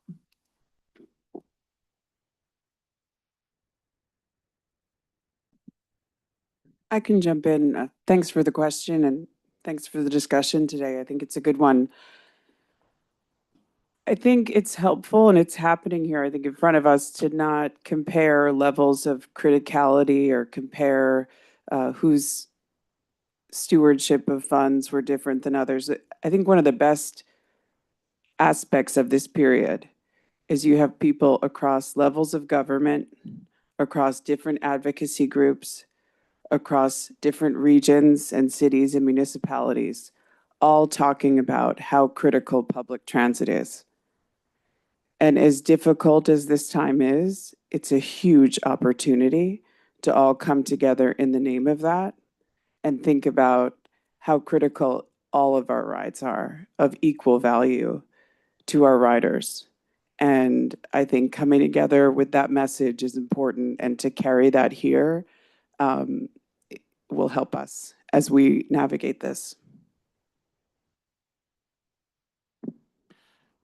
And Nora, one thing that's very different, and I was in the legislature the last time there was, I wouldn't call it a crisis, but a need, is this time around, everybody does acknowledge the importance of mass transit. It's very different than the last couple of crises. Your point's really, really well taken. And I do think they get it. Just got to get them to a solution. Director Ryan. So is there any thought around, Rob mentioned earlier that depending on the number of votes that are available or that, vote yes on this stuff during veto session, right? I think in the House, you need 60 to pass it. And so it would go into effect next July, and you need 71 to actually get it to go into effect right away, something like that. So is there any thought around, $400 million in a recovery ratio is ridiculous, right? And so is there any thought around, what are some of those things that, we had an exemption on that? How do we extend that? We had, is there a way to do something with the funding formula temporarily? Are there temporary things that can be offered that there can be 71 on the temporary fixes and 60 on something to pass next year? Because let's be honest, next year is an election year. And so the closer we get to that, the harder these votes get, so it's are there any, smaller things that can be offered along the way to help extend the end? I'll just jump in from our perspective. I think they're all conversations I think we can have on a legislative strategy. I think, and you're absolutely right that we could have some temporary, we had a waiver on the fare box recovery ratio for the last 5 years or so. And so it expired, but they did not extend it. So those items I think get rolled up into our legislative strategy, which I think is connected, absolutely, but maybe a next conversation for us to have. I think what we're trying to focus right now is how do we address these very real budget issues? I mean, we have to have, and maybe my suggestion just sort of maybe wrap the conversation for today in the interest of time, unless people want to keep talking, but perfectly fine with that. But is that the RTA board has to pass funding marks by September 15th this year. Some of the questions or the points listed on this slide fundamentally have to be answered or addressed to actually put those funding marks on the table for the board to approve. So I guess we had talked about, this group kind of meeting again, and I think on the agenda we had laid it out as April 11th.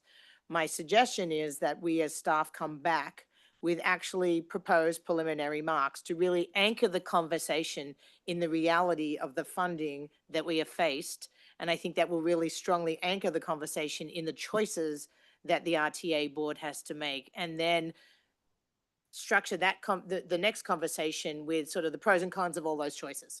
I think today, again, was not trying to answer all the questions, just try to put, and I think there's been some good conversation, sort of having everyone understand sort of the complexity of the issues, sort of the push and pull of some of these challenges, and then trying to lay out a strategy. But I mean, ultimately, the goal for the RTA board is to get to approving the funding marks. And so maybe that's sort of if that's the interest of the group, and I'm happy to entertain more conversation, but that might be a suggestion as to way to sort of advance the conversation to the next level if you meet again on April 11th, we would have that and we can share that August, an A month. I'm still thinking, I don't know where, Memorial Day went. But, and we could sort of socialize that, as we've talked a little bit about the staff task force meeting on the budgetary work on a every other week basis. The EDs have been meeting as a group. We've been talking every week as well. We can have more conversation and maybe we come together with what those marks look like for your at least discussion, to get that feedback, from both the staff level as well as, and then get it from you as sort of the governing board kind of entity. Is that something that you think kind of helps to advance? Sorry, we lost the chairman, so I'll just. I'm interim chairman. Oh, okay. Thomas. Oh, okay. Director Lewis, I think that's a good outcome. And one of the things I'd encourage the executive teams of each of the service boards really have a principle of, no daylight between any of you. Be honest and really try to go at this at the same tone that I think this body really reflects. And to also use the board members. Again, this is crisis. So this is, we should all be able to drop what we're doing and work on this. If you're finding places that are uncomfortable or things that are difficult, bring us in. That's what this body's for. Raise them up early. I think the more that we can work together and roll up our sleeves, and as Director Yonan said, take the lumps for you, the better the outcome is going to be, and it's going to give the legislature what they need so that we can have that collective victory for all of us. So please just try to carry that tone and the principles across as you start doing the really heavy work before August. Leanne, we had talked earlier, I'm sorry. You're doing a great job, Director Lewis. You have the floor. Yes, that's good.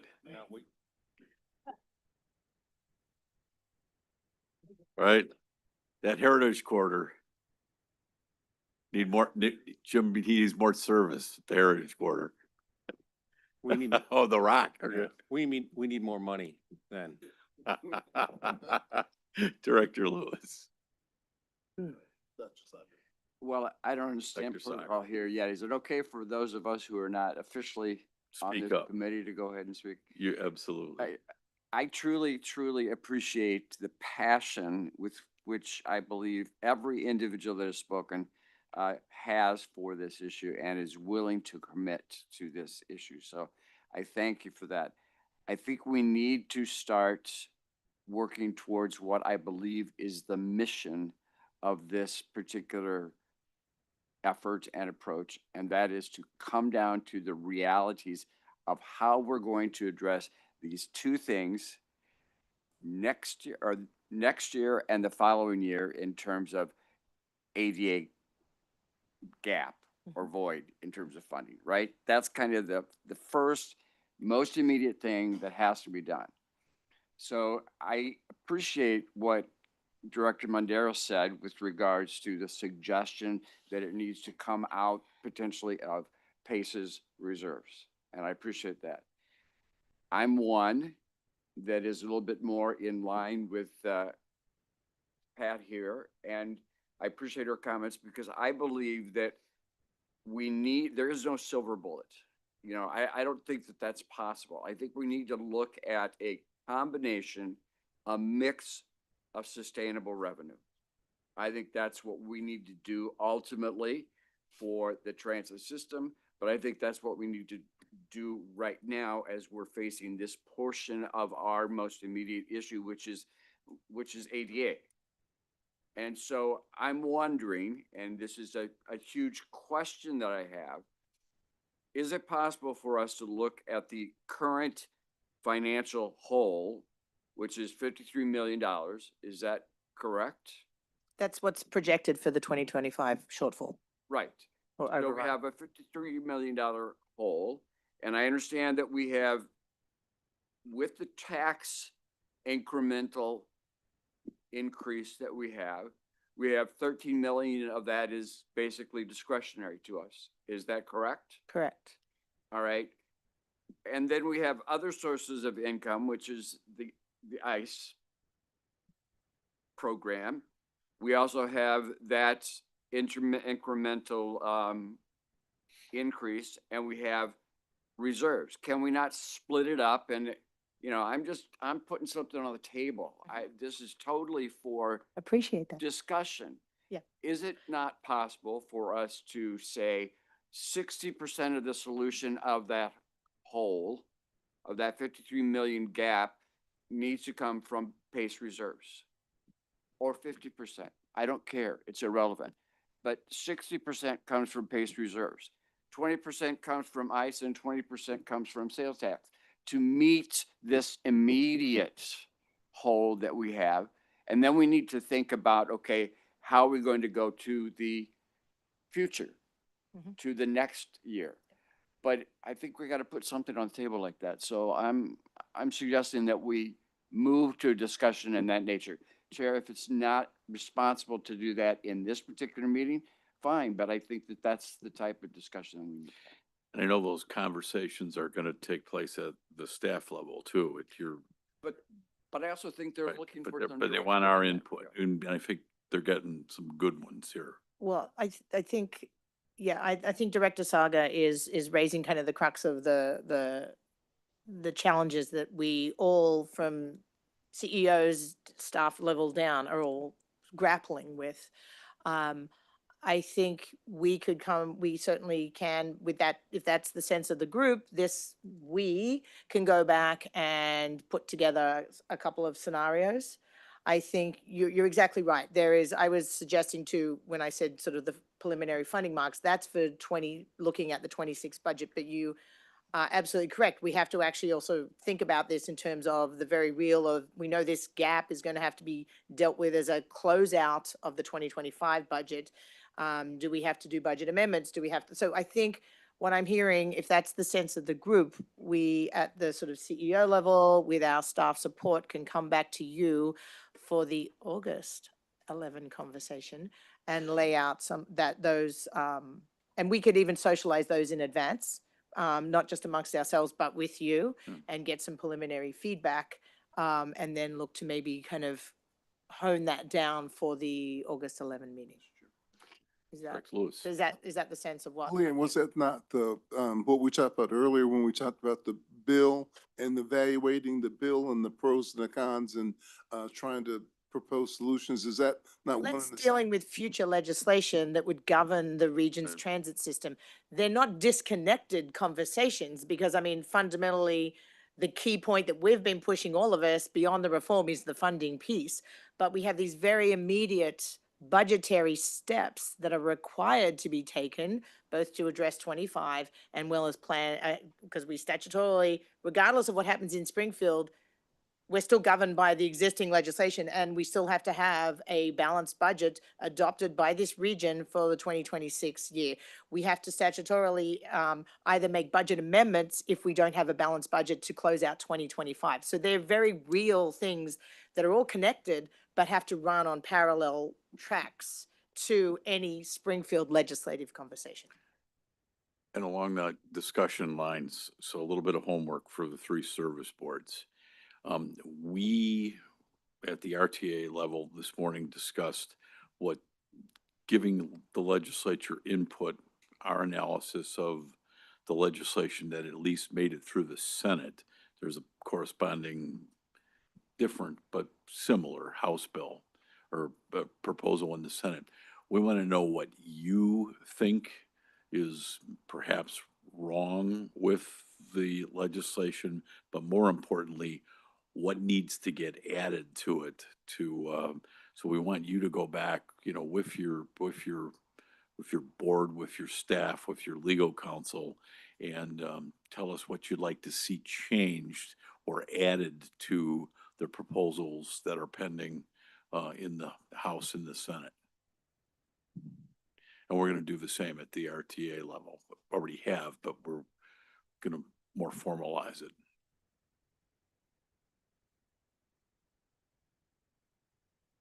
Jim. Yeah. Oh, Directors first. Director Yoden. Well, again, give you a chance to talk. Thank you, Chairman. Director Lewis had asked, the three service boards, what we can do for you. CK, thank you for your response. I'd love to just hear the other two, just to be able to hear you, also go on record, if that's okay. it's like you set it up on the tee. I really think, I want to thank you for putting this together because obviously this is the time that we didn't all want to get to. We thought there was going to be a solution. We know how important transit is, that you can't go anywhere without having that echoed. We heard it from the governor just the other day when we were in Union Station. But I think we also are missing one other component of this that I just want to talk about. And that's that 25's got an issue. 88 paratransit is costing a little bit more. There's other variables that are probably less meaningful, such as Union Pacific's demanding that we pay a lot more for services. That's going to get incorporated into future budgets as we continue to negotiate and pretty much argue. But that said, we're talking about 26. We're talking about when we fall off a cliff in 26. And I've often said, really, that's not the whole. The whole is 27. 27 is when there's no federal money. So rather than fall off a cliff in 26, you're only looking at a stopgap. You're looking at that gap of 26. It's really a phased approach. If that's what if you were running a business, you would figure out, well, I'm going to take this off the shelf, or I'm going to cut back these hours, or I'm not going to stay open that late. And you're going to continually try to do things until you can sustain the business on whatever revenues you're getting. And I think that's the approach we got to really think about, because 27 is the real gap. And the one thing that I think needs to happen, it's in the slide deck here, 3 weeks from now is the 11th. we really need a better number. 771 is not the number. And we need to be very transparent about why 771 is not the number, but what is that number next year? And that next year number is not a solution. I all too often read and get that the legislators have locked onto that number, but that is not the number. The number is in what's in 2027 when there is no federal money left. So I would encourage, in the spirit of trying to get everything done, that's another focal point of this. We have to look at ADA paratransit. We have to look at, I like to call it a phased approach, getting into 27 if a solution doesn't come there rather than a cliff. I think falling off a cliff means that one day all of a sudden it's not there. And that's not the way you would run a business. We would probably trim late trains. They would probably trim maybe weekend stuff, and everybody would have their way of trimming, because ultimately we don't want to do any of this work. And the other part of this is, of course, the public part. As we start having these unfortunate discussions that we're going to have at our boards and publicly, there's going to be a lot of ire. And we're going to, thank you for taking on the heat there, Director Yonan. But there's going to be a lot of people that just don't want to hear it's their bus, their station, their train. And that we want to avoid. And I think the best way to do that is kind of come up with a plan that takes us to 27. And I know I'm going a little bit beyond what the discussion that we had today, but that was my comment. Thank you. So would you suggest we have scenario A and scenario B? I mean, you're talking a third scenario then? Here's our 1 and 2. I would almost say then one needs to have a 1A, a 1B, and a 1C potentially, as you inch toward that broader whole. Right now, the ballpark number is 1.1 billion. That's the ballpark number based on 2023 estimates. Some of that's changed. Fuel, by the way, is going up every day. Lately, I've been watching it. That's going to impact us. I mean, so we've got to take a look at the best number we can come up with for 26, but really look at what is that 27 number, because that's really the number that has to be filled. And for sustainable, they throw the number 1.5 billion that came from CMAP. That gives us some growth potential. So we're all in the mode of wanting to grow. We all got different ideas about how we can provide better service. And a lot of times it takes a long time to build that service up, be it, when they're doing bus rapid transit, that's not something they just turn on one day and say, okay, we get to fly down the street. A lot of planning, a lot of that's going that. And certainly right now I'm running the agency as if funding will be there. I have to, because if I have to undo anything, it is going to take years to put those trains back on. We don't own a lot of that network, and that's one of the biggest challenge of that I have. I don't have IDOT that owns the right of way we run on. Can I just add sort of a comment too, built off what Jim just said? I mean, we're talking very focused on the 2026 budget because we've got these obligations that have to be met. But when we do annually, the budget process actually does the annual budget and then the 2-year budget outlook. Right. So that work does capture a 27 and a 28 outlook. And we do sort of forecast that future, because our board hears this all the time. We talk about how we're tracking against what was the plan of 26 as we're sort of orienting for the development of the actual detailed budget. So I think, to Jim's point, those elements do get captured in the budget work. I think maybe a takeaway should be that at least a takeaway I'm just sort of bringing forward is that we have to maybe tell that story a bit more and sort of explain that it's not just we're not just doing a 1-year stopgap here. We're also planning, we've got an outlook of what 27 and 28 look like. We have on our website, that little piece. I mean, maybe we clearly, again, I'm all for transparency. And, when folks said, hey, why don't you talk about the sales tax extra monies, the new monies that are coming in? Look, we've been talking about it, but maybe take a look at our little piece that's on there. On the fiscal cliff outlook, Right. yeah. The fluidity of the fiscal cliff. Thank you, Chairman. And just to answer your question, Director Lewis, PACE wants to be part of the solution. We appreciate this forum. We are the smallest, but we carry probably the most vulnerable people in our system. So we have to keep that in mind as we move forward. We're talking about a $60 million budget gap, 60 million, I'm going to round it up, on that's less than 3% of the entire transit budget. So, you know, I don't want to focus in on the $60 million. But when I said we wanted to be part of the solution, if you take our reserves, what happens, it means something that we have planned down the future for the suburban area will not happen. It's not we're sitting on these reserves to sit on them. We have plans. The reserves were to carry us out through the fiscal crisis. We hear you loud and clear. You want to get us closer together on our fiscal crisis so that we don't, one goes in the next and the next. The question was, what can you do to help us get there? Well, one of the things that, you know, we've been thinking about is if we do give up our reserves for a period of time, to have the assurances that we will get it back to do what we need to do. We have plans. We have a whole revision process. We want to put more service out there. So there needs to be some guarantee that, okay, right now we're going to balance this out, but later on we want to give you that money back so that you can do the right things with that money. So that was my suggestion there. And Derek, I'm sorry. Oh, Nora, go ahead. If I may comment twice on this question, just to build on what my colleagues are saying here, I think another thing I would ask as we go through this conversation is these discussions, as we've said, do not solve the fiscal cliff. I think they're great opportunities to demonstrate regional coordination and collaboration that's happening right here fantastically, but I think you can't beat the drum enough that the solution, no matter what comes out of the conversations, that the gap remains and the issue remains. I think that first of all. Second of all, I have some concern that through this period and this discussion that we're in, of nobody's intent, that we're losing a focus on the growth scenario that we talked about as a region.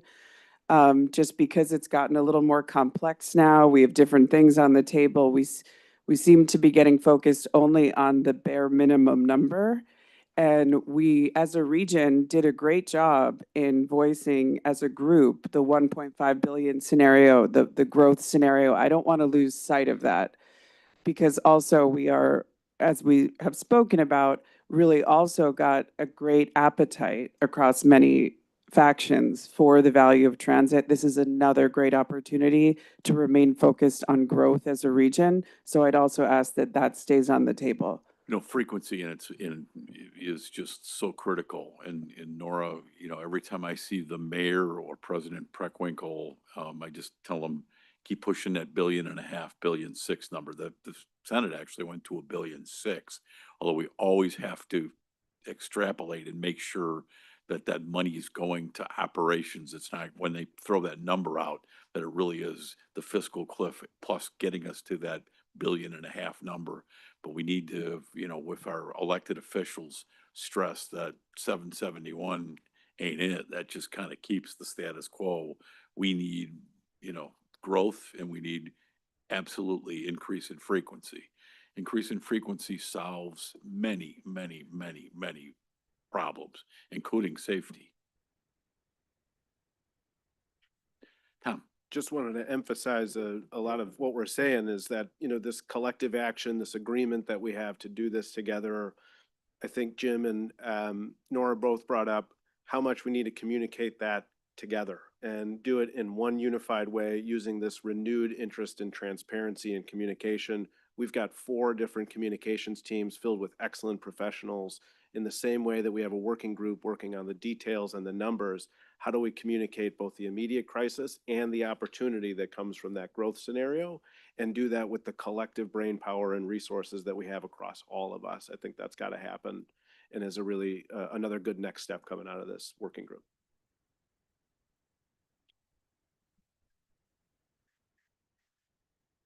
Mayor Craig, you have something? Chairman Dillard, you said one thing that hit home for me. Let's stay focused on operations. I think that's a key component moving forward, and I think we can have our greatest success doing that. When I look at the future of Metra and moving down the road, if we have to give up locations, I've been to the STB board, okay? Right. The freight lines are more interested in looking at their market share we're more interested in looking at our constituents and their ability to get to work or wherever. So you hit a chord with me, and thank you. No, thank you. You know, and I tell anybody that will listen, that we are lucky to have the finest operators, I think, of any system anywhere. Yes, you know, you all have staffs and so it's not just you three, but when I look at you, if the public knew how good you were and how professional and how conscientious, you know, I just wish they could see what I see every day. So I can't thank you, you enough, as well as your collective staffs who are world class. And Dennis and I were talking, Nora, at the Argyle station opening. He just came back from Atlanta. Neil Steinberg wrote a piece in the Sun Times about Boston. Grass isn't always greener on the other side. Not that we don't have lots of issues and lots of problems, but I still believe, we got a long way to go. But we have a very, very good system with very, very, very good people in charge, and we'll get through this, including all of the people that are on the different boards. Everyone that I know on all the boards are conscientious as can be, or they wouldn't serve on these boards. What else we have for today? So we sort of have some guidelines for and future homework assignments. But again, Yeah, and then the next meeting. this is all about the input and feedback to help us guide our 2026 budget process. Yeah.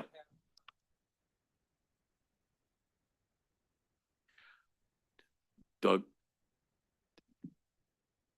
Yeah, I think what we're committing to doing is kind of pulling together some actual number scenarios that would sort of frame out the most immediate action that this board RTA board has to take is around the funding marks. And then ongoing conversation about some of these broader and longer term issues that we were also talking about. But so I think we have the commitment to doing that. My hope is that the task force at the staff level and the EDs, we have those conversations in the interim. And then I think the intention is to bring this group back together on April 11th. You or your August 11th. Why do I keep saying August 11th, 9 a.m. I don't know what, it's been a long day. RTA works on a 9 a.m. August time. 11, sorry. And then you or your designee, if you can't individually make it, and then have that sort of try to coalesce around a game plan going forward. And Leanne, the task force meets a week from today, so that's the budget staffs, capital staffs, and CFOs. So I think we can talk Task about them it with the there. initial So assignment. the timing works Yeah. for August 11th. And then we, Ds, can kind of look at what they come up with and then come back to get something to be socialized with you. That's good. Dennis? So we'll have, Doug, we'll have the May revenue numbers by August 11th. The sales tax. Should. I didn't realize that's what you were asking, but Yeah, sorry. we will. We get a preliminary indication around the 8th of the month. So it should be. And is it typically like about a 2-month lag so that in subsequent month, 3-month lag, so that'll be. June, July, and then 8 days of August? That's why I said 2, but. Yeah, we Two did and a half. the tradition, the normal lag in notification of what sales tax receipts are is about a 3-month lag. So it'll be the May 2025 sales tax actual receipts that we will receive around the 8th of August. Okay. Thank you. Sounds great. Thank you. Any other suggestions, comments, questions? If not, we may not end our meetings on time, but we begin our meetings on time. So next meeting is August 11th, 9 a.m. Right here. Any other yeah, John, you got something? Oh, thank you. It's a smart man. Yeah, Director Yonan moves. We adjourn, seconded by Director Lewis. All those in favor signify by leaving. Thank you all very much.